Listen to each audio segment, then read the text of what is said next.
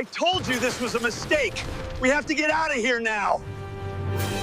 It's strange, the silence that settles after a life is over. It's not quiet, it's heavy. After Alara, I packed up everything that mattered, everything that hurt, and drove until the pavement ended, right up to the edge of the world. That's what Cresthaven Bluffs felt like, a jagged line where the land surrendered to the Pacific.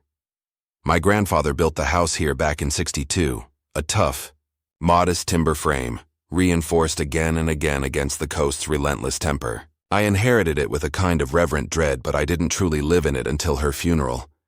Ilara, she died 2 years earlier, hiking in the foothills, a freak mudslide. A tragedy the local reports called a natural occurrence, as if labeling it made the Earth's betrayal any less personal. I was a geotechnical engineer then, consulting for the state. We'd filed the reports. We'd warned them about the shale beds and the water table creep. But those warnings just dissolved on some bureaucrat's third-drawer desk. I was good at my job, but I couldn't stop the Earth from claiming the one thing I loved most. So I quit, sold the condo, packed away her easels, the lavender paint, the linseed oil scent, and came north. The bluff was cold and honest. The ocean didn't ask questions. And the neighbors, they kept to themselves, which was all I wanted. At first, Cresthaven Bluffs was one of those places, a gated community that sold regulation disguised as peace of mind. 3 days after I moved in, the HOA welcome wagon arrived, a pristine white packet. Inside, a laminated community values card, a typed letter, and a fine notice. For what? An unpainted industrial retaining wall. That wall, 60 years of reinforced concrete, was the only thing that had kept this section of the cliff from sliding into the surf during the '89 quake. That was my first warning. The second came a week later when I skipped their monthly mixer. I didn't want potlucks or book clubs. I wanted the kind of silence that held you up, not the kind that crushed you. But silence, it turns out, was a currency they controlled. The woman leading the charge was Vivia Sterling, HOA president, pearls in the daytime, heels clicking across the gravel, and a clipboard held like a scepter. "We're so thrilled you've settled in. Mr. Thorne," she smiled, but her eyes were calculating the distance to my front door. "We just need to ensure your property aligns with the community's vision. That retaining wall, Silas, it's rather utilitarian, wouldn't you say?" "It's also the only reason this house hasn't slid into the Pacific," I replied, feeling the familiar weight of exhaustion. Her smile didn't break, but it became sharper, less friendly. "Aesthetics and structural integrity can be balanced with collaboration."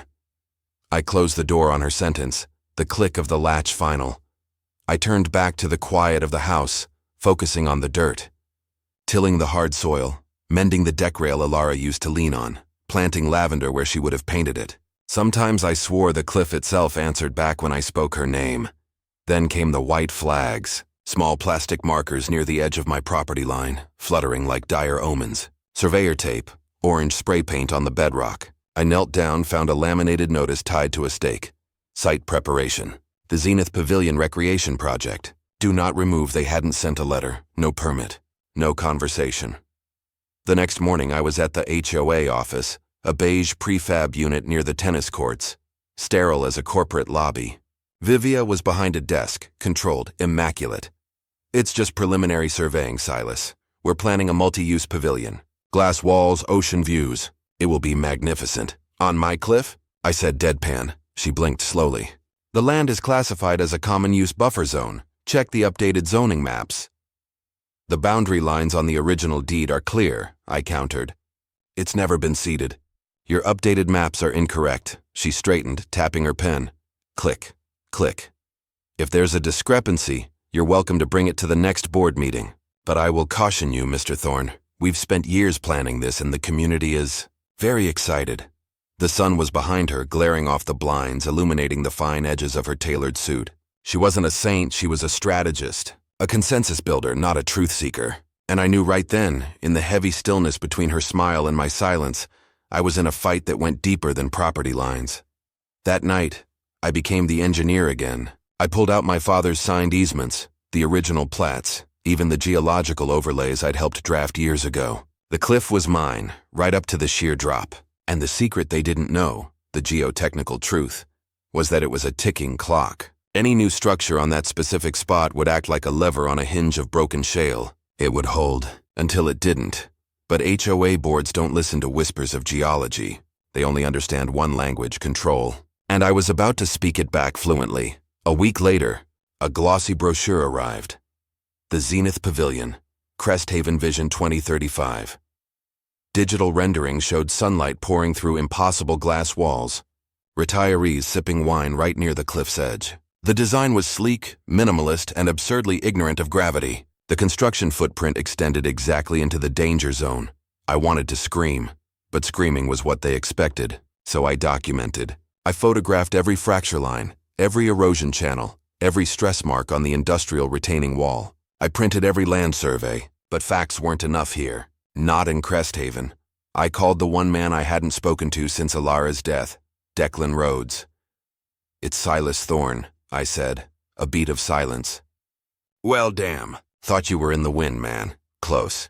I'm up near the old place. The cliff, you okay?" His voice was softer. "I was," I said, the words catching, "until the HOA decided to build a glass monument on my land."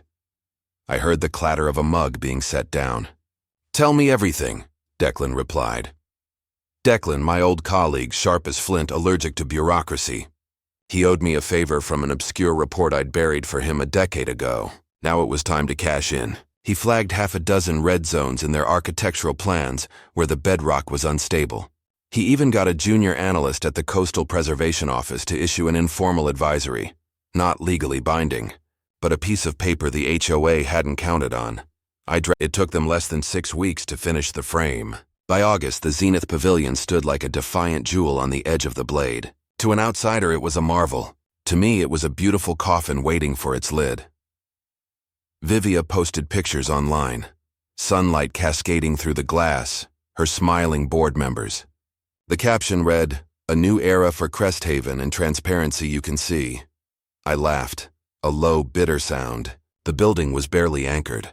A shallow spread footing, glass load-bearing walls. One strong gust, one minor seismic event, and it would implode. But the residents came in flocks, taking selfies, doing yoga on the freshly sodded lawn. They couldn't feel the tension beneath their feet. Aesthetics had blinded them to reality. I walked my property daily. Not paranoia but vigilance. Small cracks spiderwebbed out from beneath the pavilion's terrace, masked by mulch but visible to someone who knew what to look for. On August 14th, I measured a shift of nearly 122 inches in one fracture. Real movement. Declan called back within an hour. "That's a subsurface shift, Tom. If they keep adding weight..." I know. But I didn't call the media. I just kept watching, waiting. Sometimes the most powerful thing you can do is let the consequence arrive on its own.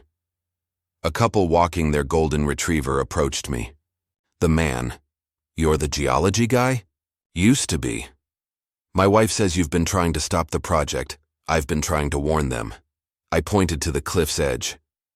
"This isn't just my opinion. That ground is layered sediment, loose, fractured, unsupported. You trying to scare people?" "No," I said. "I'm trying to keep them alive." They didn't say another word, but the following week, the yoga mats and the espresso cart didn't return. The grand opening was set for Saturday, August 26th. Vivia's face smiled from the flyer, impossibly confident. I crumpled it. That same day, a tiny tremor hit, a $2.3 magnitude, barely perceptible.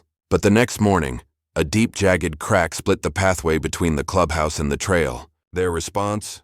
A single strip of fluorescent ribbon and a handwritten sign, "Watch your step." I looked at Alara's journal again. A sketch of a tree clinging to a cliff, roots spilling out like veins. She'd written, "Things survive longer when they go deeper." On the morning of the 26th, I stood beneath the Monterey pine Alara and I had planted and watched them set up. Catering trucks, a jazz quartet, Vivia in a navy pantsuit and oversized sunglasses, a movie star returning to her audience. She stood with the golden scissors, flanked by Clay and her board. They raised the ribbon. The quartet played. I didn't pray for anything. I just waited for nature to remember what it was built to do. The first whisper. The tremor hit at 5:42 a.m. It was soft. A breath held too long, then released. The house groaned. The floor gave a subtle roll, just enough to click the closet door open. Then stillness. False stillness. At 6:01 a.m., the second one struck. This one didn't whisper. It was a sharp, violent punch to the land. The earth groaned underfoot. The railing shuddered with force. I dropped to one knee, bracing. When the shaking stopped, the silence that followed was electric. I was at the edge of my property, camera in hand, documenting the fresh veins along the slope. A new split ran directly beneath the east pillar, a jagged line no one wanted to read. At 7:15 a.m., Eli Sanchez called. "I'm on my way. We're declaring a geotechnical emergency for anything within 100 feet of the cliff edge. Does that include the pavilion?" First on the list. By 8 a.m., the Zenith Pavilion was cordoned off with yellow tape. Vivia was there, protesting, waving papers, rattling off zoned approvals. But none of that mattered. The earth had cut through the red tape. I forwarded all my evidence to the local ABC affiliate. Photos, timestamps, geological assessments. By 6 p.m., the story aired across 5 counties. Glass clubhouse built on unstable cliff, now at risk of collapse. They quoted my reports.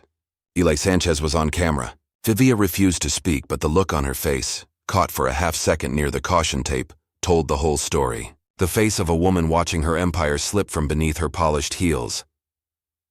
The next morning came with an eerie calm. I watched Vivia return with 2 men in navy suits, her legal defense. The younger man nervously glanced toward the cliff. Vivia was talking fast, hands gesturing. Then the tape came down. Just like that, Rick, the foreman, reappeared, folding the caution line neatly, as if it had just been a suggestion. They were reopening it. I crossed the street and stopped just short of the now-removed barricade. Vivia saw me. She looked straight through me. Silas loud enough for the group. "Miss Sterling, you understand this structure is under geological review?" Vivia, without turning, dismissive. "The HOA has conducted its own inspection. Everything is stable. Stable doesn't mean safe, especially not on fractured shale." Vivia, the thin smile returning. "Mr. Thorne, if you feel threatened, you're welcome to leave." The most ironic thing she could have said. At 9:02 a.m., the earth spoke for me. It started with a low groan. A vibration felt more than heard. The sound deepened into a rumble, rising from the base of the cliff like something ancient waking up angry. A boom, not an explosion, but an exhale. The kind of noise that only comes when pressure finally wins. I turned toward the clubhouse just in time to see the southern terrace tilt. Not collapse, just tilt like a ship listing. The lawn folded. The ground beneath the east pillar cracked wide open. Then the first pane of glass shattered, not inward, but outward, blowing into the open air in a burst of light and dust. Screams erupted. Vivia stumbled backward, eyes wide, mouth open, no sound coming out. One of the lawyers dragged her away. A section of the foundation simply dropped, vanished. It peeled away like a scab from skin. A chunk of the structure, glass and steel and soil, plunged into the Pacific with a sound so deep it made my bones ache. Foam, silence, and then chaos. I backed up slowly. I didn't run. I just watched the arrogance, the shortcuts, the denial, all of it vanish over the edge. Emergency crews arrived. Vivia was rushed away in a squad car, shielded from the reporters swarming the street. One woman, her hands trembling, whispered, "You tried to warn them." I didn't reply. What could I say? I had warned them with science, with evidence, with calm, and they had dismissed me like a bitter relic. The investigation was brutal. Forged permits, falsified reports, financial discrepancies. Vivia Sterling was subpoenaed. Clay Hansen disappeared from HOA records. The clubhouse, condemned, a skeleton on the edge of the world. No one from the board ever apologized. No letters, no emails, just silence. 2 days later, the aftershock came, smaller, sharper. I looked toward the fractured silhouette of the pavilion.